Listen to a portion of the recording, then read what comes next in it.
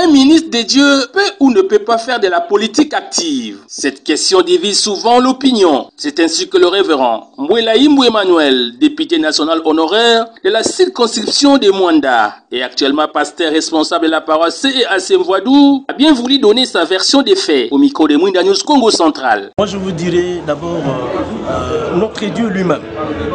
Vous savez, Dieu, celui qui a été le premier à instituer les rois dans ce monde. Qu'on nous le prouve, qu'on nous le dise, si c'est ce que je suis en train de dire là, c'est faux. Donc le Seigneur, c'est celui qui a appliqué la première politique. La politique, c'est celui d'ailleurs qui établissait le roi à l'époque.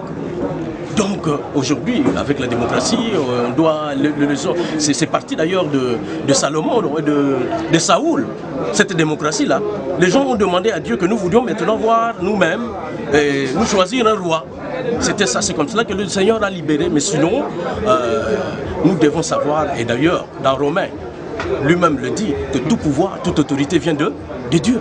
Donc, nous devons reconnaître qu'en tout, c'est Dieu.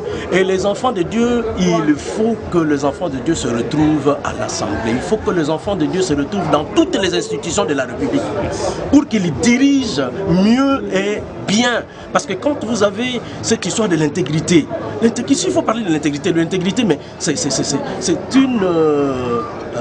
quelque chose qui sort de la chrétienté. Donc, les hommes intègres comme Daniel, les hommes intègres comme Joseph, on ne trouve que lorsqu'on est enfant de Dieu, lorsqu'on est réellement enfant de Dieu. Voilà.